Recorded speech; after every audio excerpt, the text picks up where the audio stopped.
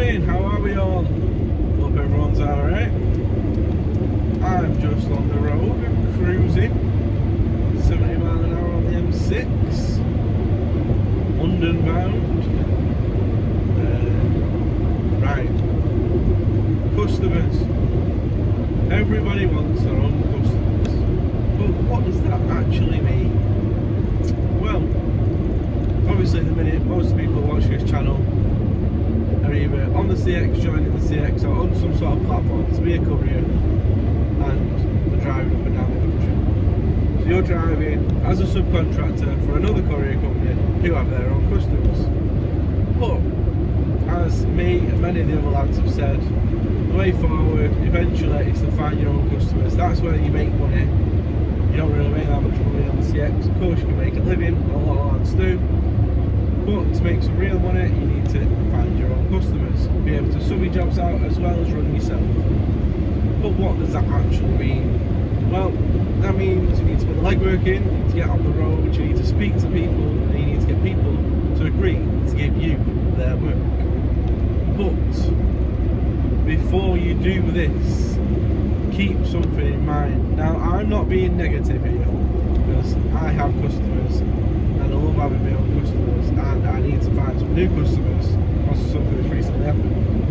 But before you go out and find your own customers, you need to think if you are going to be dedicated enough for them customers. And what I mean by that is, you need to answer your phone every time something late rings. Can you do that?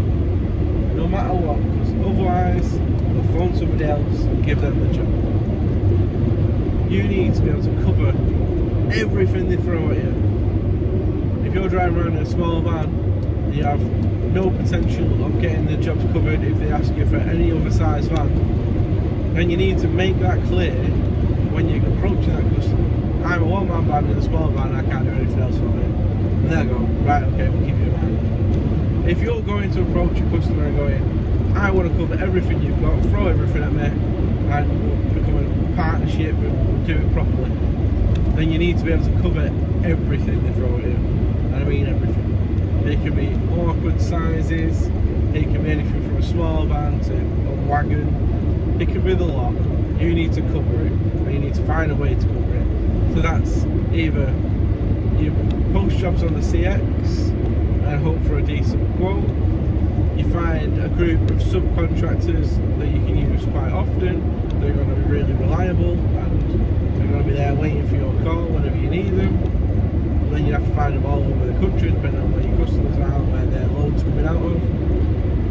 Or you're going to have to build your own fleet, one of which is very expensive, so you're going to start off with the other ones first. So you're going to need to do that.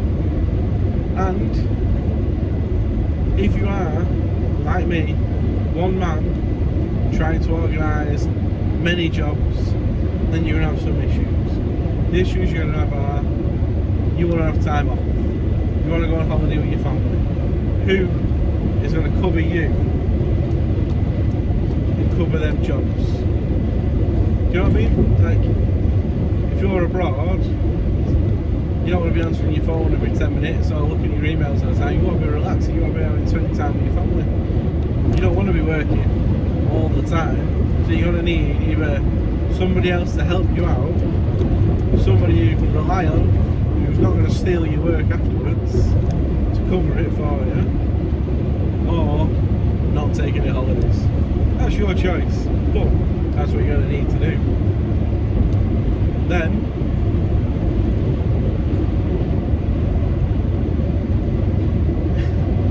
I lost my train of thought driving. You're going to need to be very flexible. You might have been out driving yourself all day, you're exhausted, and a job comes up. Only a local job, could be 2 minutes from your house, only going 10 miles down the road, and you're like, oh, I don't want to do it, I'll get it covered because I can't do it, I'm exhausted, and you can't get it covered, and you need to pick it up within half an hour, you're going to have to go and do it. Like, you're not going to phone them and go, oh, I can't cover this job, because they'll find somebody else. If you think about the UK at the minute, how many courier companies there are, how many new start courier companies there are, how many people are out there trying to get your work. Just, I'm out there trying to get somebody else's work. Every person that currently needs a courier, unless they're a brand new company, has a courier. So you trying to find a customer, you're trying to take somebody else's work. There's no ifs or buts about it, that's what you're doing. And somebody is always going to be trying to take your work. No matter what, there's always going to be somebody trying to take your work, trying to be competitive, trying to undercut you, trying to offer a better service.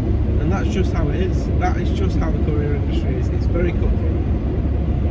So, you need to be 100% reliable all the time, not late, no excuses, no, oh, my driver's got a flat tyre, it's running 3 hours late, none of that. You need to get it sorted, you need to be on the spot, you need to be proper, spot on, is what I mean. Because somebody will find a way to undercut you or do a better job, or all they've got to do is get the nose in, do a good job, and you've lost your customer, basically. So that's the other thing. It's a very, very, very competitive market. I've heard stories of massive companies offering mega discounts to people if they use them. So they'll give them a massive discount for the first year, and after that they'll go back to the regular price just to get that customer. And obviously, how things are at the minute, everybody wants to save money, and they're gonna go for whoever's cheapest and can offer the best service. So you need to keep that in mind when approaching customers. Don't go in with, I charge £2 a mile for a long wheelbase, because they'll be like, right, go away. That's never going to work. Right. I think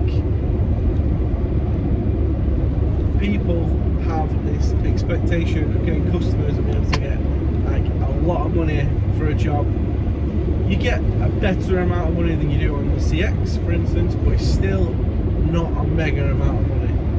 And you do make a better living off it, but still you're not going to be a millionaire unless you've got a gigantic company with a gigantic fleet that are making millions a month.